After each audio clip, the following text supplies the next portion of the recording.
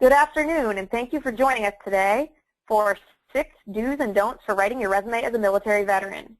If you've already checked in via Twitter, welcome aboard. If you haven't, head on over to our Twitter account at twitter.com/recruitmilitary and let us know you're here. Our handle is @RecruitMilitary. Just tell us what branch of the service you served in and what type of civilian job you're looking for today. If you're not on Twitter, say hello to us via the chat box on the right-hand side of the page. You can just expand the GoToWebinar toolbar by clicking the orange arrow and then select the chat feature. If you're watching this webinar after it's recording, go ahead and tell us on our Facebook page or in the comments on YouTube what type of job you're looking for and what branch of the service you served in. My name is Liz Wheeler. I'm the social media manager here at Recruit Military. Joining me today for this webinar is Mike Frankum, former Army captain and Recruit Military Senior VP of Marketing. We put together a great presentation for you today. The entire recording will be available afterward for you to review on our Facebook page, our YouTube channel, and on our LinkedIn page. For the content, I'm going to hand over the reins to Mike Frankum. Mike has been working in military to civilian recruiting for 15 years. Before that, he attended the United States Military Academy and served as an artillery officer in the First Gulf War. He brings a perfect blend of military and civilian expertise, so listen closely and stock up on those questions. Mike, the floor is yours. Thanks, Liz, and thank you everybody for joining us today on a topic that often causes some challenges for the military veteran as you try to wade into and understand what this document is that's called a resume that you're going to need as you go out and seek a new career. And before we jump into that, I just want to touch on a few things about Recruit Military that gives us the background in order to provide relevant information to you. We are a veteran-owned and operated firm, been in business since 1998, and over those years we've helped thousands of military veterans connect with jobs, and we do that through our job board, which many of you have been introduced, where you can search for jobs and post your resume so that recruiters can find you directly, and then also through job fairs that we run across the country. This year we're doing 275 career fairs in 39 cities across the nation. Next year, look for us in 49 cities and 101 events. And at each one of those events, over 100 job offers are typically extended after the interview process. And we also have on our job board that I mentioned over 600,000 jobs posted every day. And you can look through those jobs, apply directly to companies, and then set up job alerts and help you be ready or help you apply directly to employers. But to be ready to make that application and connect with the employers, you have to have a very important document, and that is a resume. And what we've done is we've put together 6 tips that are intended to help you and guide you to being successful in putting together an effective resume. So Liz, if we could have tip number 1, and that is to have things be error-free. Don't have spelling or grammar errors in it. And it's a first discriminator for most recruiters. So what happens is recruiters will have 400 resumes come in for a single position. And they'll have automated systems that help them get that number down to about 100. And then they've got 100 resumes that they get to go through. But they're only going to go through it on a first pass, so the first time they look at them. And they're going to give your resume about 7 to 30 seconds of time. That's it. That's all your resume is going to get. So you have a one shot at making a good first impression most of the time when you apply to a position. And it's literally that short of a period of time. So a discriminator that recruiters use is they create 2 piles. And one pile is for resumes that they find spelling and grammatical errors in. And the second pile are those that they don't. And on average, and when I was a recruiter directly doing this for our clients, I'd have a pile of 100 resumes, and probably 90 ended up in the pile that had an error in it that I could find in that 7 to 30-second review. 10 of them didn't. And guess which ones I went and actually looked through first and did a more detailed screen of the resume?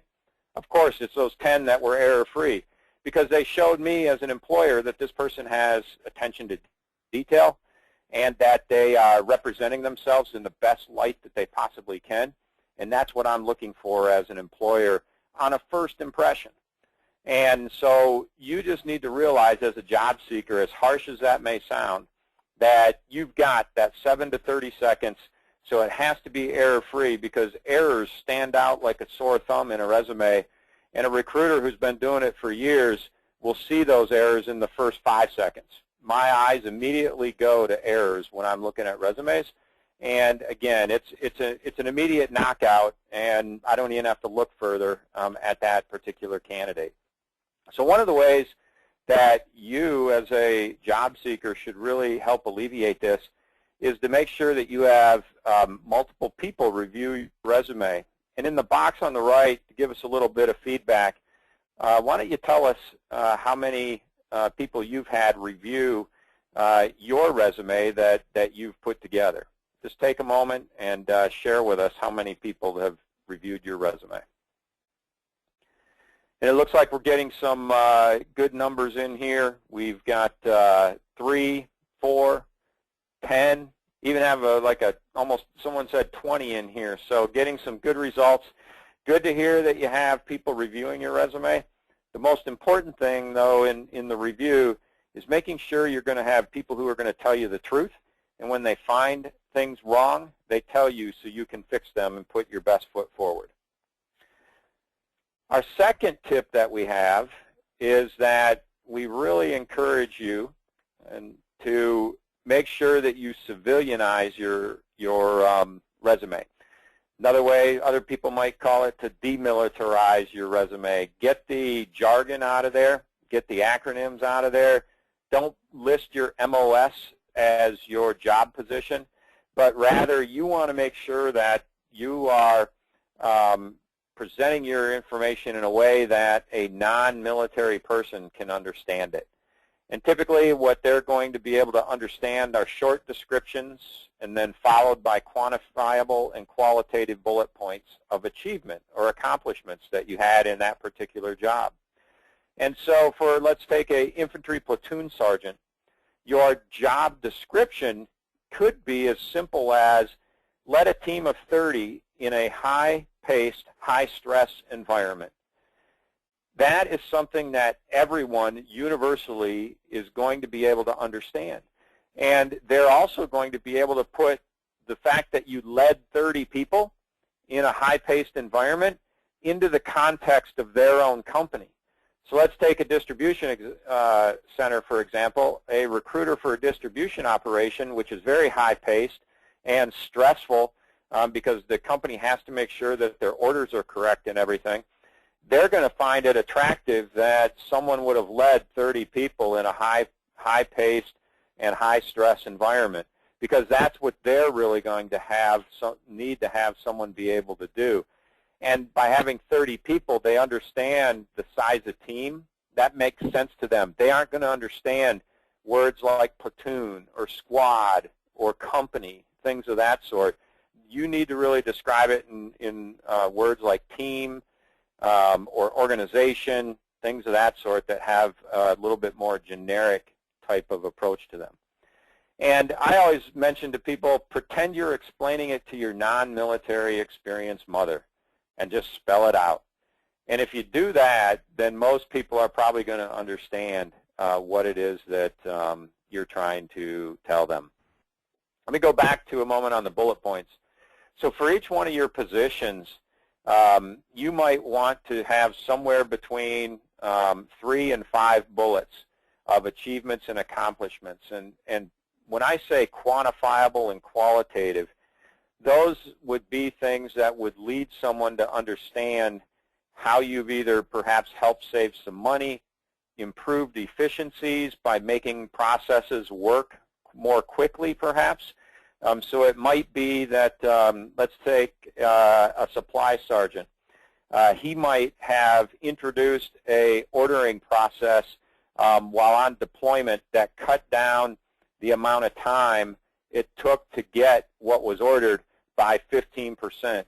So he might, as a bullet, actually say for that bullet, implemented a new ordering system that led to a 15% decrease in the amount of time to get repair parts. So it is quantifiable by reducing time by 15%. Saving time, saving money, making things more efficient, saving money, those are all, that's the language of business. So what you want to try to do is think about what you did in the military, and then those are the words that you want to be able to convey and talk about. A qualitative bullet, an example there would be perhaps your platoon was one that in a battalion competition got awarded the top platoon as a platoon sergeant. So in that case, you would perhaps have a bullet, led training, or the led training that produced the top platoon out of 16 in the battalion. So that is very, again, it's quantifiable, but it's also qualitative in that it shows that you were number 1 of 16, which is a very good thing to be able to show, and everyone's going to understand that. So those are kind of the things we're talking about when we say do civilianize, and it also is important to understand too. I just want to emphasize, don't describe things in your MOS jargon. Figure out a way to say what you did in non-military terms, because that's what people are going to understand. So in our next tip, number 3, it ties closely to the first one, which was to have no errors, and that is you want to make sure that your format of your resume is easy to read and that it uses keywords. So going back to thinking about a recruiter that has to go through a pile of 100 resumes, remember I gave you that example. Well, think if you had to go through that pile of resumes, would you rather try to pick out what a person did through rich, dense, 7-line paragraphs with no breaks, or would you rather see a brief 2-sentence description and 3 bullets underneath it that I didn't have to search through a bunch of words to figure out what it is that you did and accomplished? Makes a lot of sense, right, that it's going to be those that are the bullets, and that's what recruiters love to see, because their eyes are going to be drawn then to what is the most meaningful information that you're sharing, because that's what you're going to put into those bullets is the most meaningful information. So you're just helping them do their job by making it easy to read, and they're going to appreciate that, and they'll remember those things. And so you want to stick to clear, concise bullet points with phrases rather than paragraphs. Don't worry about this being the full sentence. It can be phrases that you are using to highlight those achievements and accomplishments. And then in today's world of job seeking, one thing that you need to be aware of are the automated systems that are called applicant tracking systems that HR and recruiters use in their hiring processes. And what these systems are intended to do is to help them go from those 400 applicants to a job and let the machine weed out 75 to 80% of the candidates. And the way it does that is by knocking you out by not having the right keywords in your resume that indicates you have the experience that they desire for a particular job. So this is where it goes into being making sure that your resume is relevant for the type of job that you're looking for. So for instance, if you're looking for a sales job and your resume does not have the word sales or prospecting or cold calling or territory or something along those lines, words that are kind of the universal language of sales, then you're probably not going to make it through this automated filter system. So you need to make sure that you understand the types of positions in a company that you're interested in, and that then how do you make sure that within your resume and within the information you put into the applicant tracking system that the client's going to require, or the company's going to require you to do, that you enter the keywords that match what they say they're looking for in their job description. Now, all of that sounds probably like a lot of work to you, and it really is. But when you think about looking for a job is a full-time job, and that's the way you kind of really need to look at it, and you need to put that type of effort into finding a job. And in today's world, part of that is tailoring each resume that you send to a company for the positions that you're interested in, so that it makes sure that you bubble to the top and get seen by the recruiters. It's how this world works today, so you need to make sure that you're matching up your input with what the company is saying that they want. So our fourth tip goes into helping make the recruiter, make it easy for them to understand what you've done, and that is you don't have to include everything. And I already alluded to this, that you want to tailor your resume. So typically you want to include in good detail the things that you've done over the last 10 years. And if your experience goes beyond those 10 years, then you can still list it and have those things and that experience on your resume. But unless it's directly relevant to the job that you're applying to, I wouldn't get too detailed on the description of that job. I wouldn't worry about a lot of bullets in those jobs, unless, again, the achievements and the accomplishments for those jobs that are beyond 10 years are directly relevant to the job that you're applying for.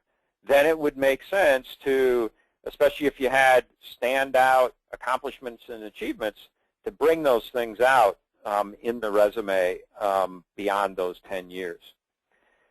And you want to start with a base resume. So that means having a resume that is sort of like a shell that you can then tailor each resume that you apply with to the job you're applying for. So I mentioned sales earlier. If you're interested in sales at all, you should have a resume that speaks to a career in sales. If you are an engineer, then make sure that your resume brings out things that you've done that are relevant to being an engineer.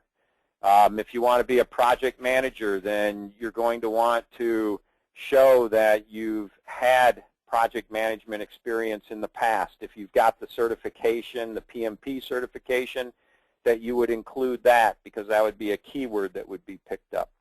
So again, you want to tailor your input to your resume to what the company is looking for.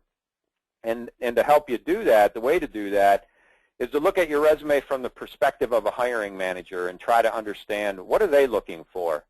And if you do that, you're going to be successful in conveying the right information. And they're telling you what they're looking for in their job description. So what you just need to figure out is communicate your experience with that in mind as it relates directly to them as the person who wants to potentially hire you. And then the great thing that's out there for all of us now is social media, and especially LinkedIn. It's there that you can really put down everything that you've ever done if you want to include that somewhere, because rest assured, if you get through that first resume screen, at some point in your interview process, that client is going to go to LinkedIn and they're going to look for you. And you want to have something in LinkedIn that professionally shows what you've done. It doesn't have to be exactly like your resume. It can be, it doesn't have to be War and Peace, but it is a place you can put more of your experiences because you do have almost an unlimited slate in LinkedIn in which to input information and display a wide variety of experience if that's what you really have as a job seeker. So Liz, if we could have tip number 5. And this, some of it may seem kind of funny to you, but it's really just covering, you want to make sure you cover the basics on a resume. So a few things here. One, at the top of the first page, make sure you put your name, address, phone number, and email address. You want a company, obviously, to be able to reach you, and without that information, they're going to have a hard time at it. When it comes to email addresses, kind of have a ridiculous email here, but you'd be amazed at the email addresses that I see on resumes. And this is one of those knockouts, folks. So if I'd see a resume that came across and it had a hillbillyforever@hotmail.com, I'm probably putting that resume into the don't think so pile. It shows a bit of a lack of judgment. I really recommend that for a job seeker that you have a very basic email that's essentially your name or some very close approximation, and with like a Gmail or a Hotmail account or something like that, or with your internet provider email account perhaps. But that way you can have a separate email for just job seeking and keep it professional. So it might be mikefrankum@gmail.com, or if there are 10 Mike Frankums, I might change it to be mfrankum1@gmail.com. So just make it slightly different, but really just keep it your name and a number of some sort, and that's what you want to do for your email address. On your resume, if you are applying to private industry and not the federal government, then generally you don't want to have more than 2 pages for a resume. And if you've only got, let's say, 5 years of experience, I'd really encourage you to just have 1 page for your resume. There's a lot to be said for someone who can convey what they have done in their professional career in a very succinct way that makes me want to call them. And if someone can accomplish that in a page, I like that as an employer, because that means that they're probably going to be able to quickly get to the point when I need them to as an employee as well. Now, if you're looking for a federal resume, that's a whole different ballgame, and that's a whole different webinar. We may do that in the future. Just know that the federal resume, they want you to put everything that you've done and essentially put the job descriptions in a very complete way into that resume, but that's not what we're covering today. We're really covering how do you present yourself the best way in private industry. And then unless you're applying for a graphics job or some sort of creative advertising job, don't use strange fonts, colors, graphics, or photos on your resume.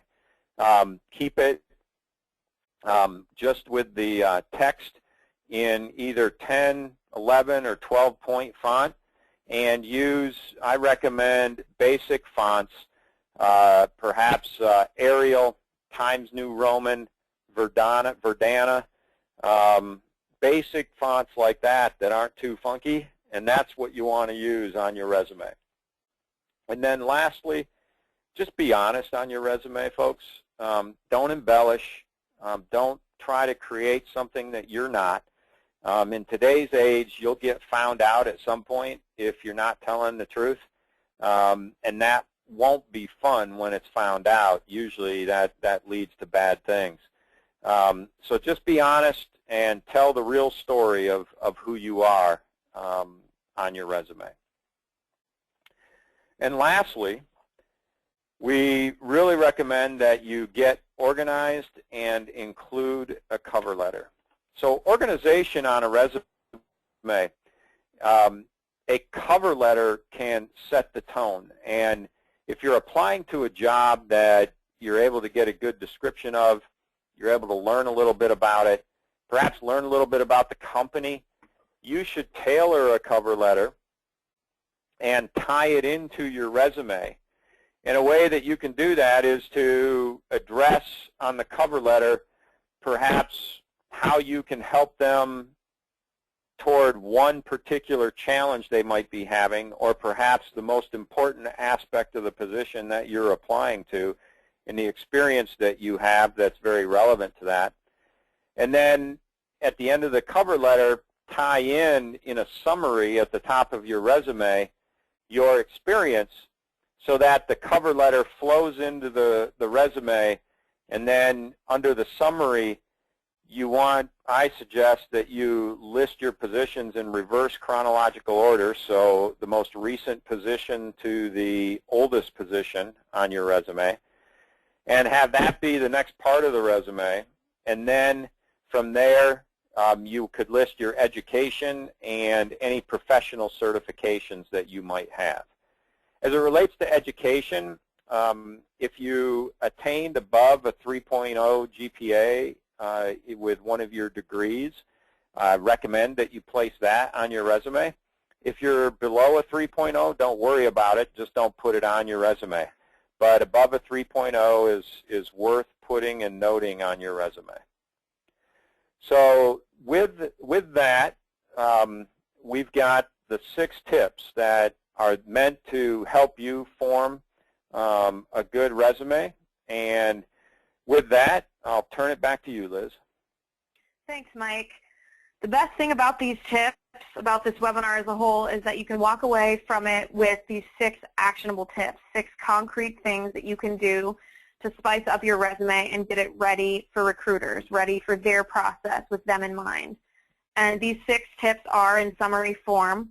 1, don't have any spelling or grammar errors. 2, do civilianize. Translate your military experience into civilian terms. 3, do format properly and use keywords, because that's essential in a recruiter's process when they're going through the initial round of resume screening. 4, don't include everything and do tailor your resume. 5, do cover the basics. Make sure you have the essential fundamental information about yourself on your resume. And 6, do get organized and include a cover letter. That's one of the first impressions that a potential employer will have about you, and you want to make sure that that comes off professional and interesting. And with that, you can also check out our resume best practices document at this URL, http://rmvets.com/bestresweb. There's some other great tips, some other great actionable things you can do to spice up your resume and increase your chances of it being picked for the second round of screening. You can also, I also encourage you to check out our other job-seeking resources. We have events that we hold all around the country. We have a job board where employers post their positions, and we have a resume database where employers look for you. And that is where our tips will come into play. Again, in our job board, employers search for you, so make sure to include the keywords for the type of position that you're looking for in the future. And with that, that's going to wrap up our webinar for today. Thank you for joining us for 6 do's and don'ts for writing your resume as a military veteran. We will be hosting more of these webinars in the future, so be sure to let us know what you think, what you want to hear more about, and whether this one was helpful to you or not. In the meantime, best of luck shining up your resume. You'll be able to find a recording of this webinar on our social media networks in the next day or 2, on our Facebook page, our YouTube channel, and our LinkedIn page. We will also be uploading slides onto SlideShare, so look for an email from us with both of these links. And in the meantime, you can also connect with Mike and me personally on LinkedIn, and with RecruitMilitary on Facebook and on LinkedIn as well. If you have any questions, please feel free to email us or post to our social networks. And thank you again for attending. Have a great day.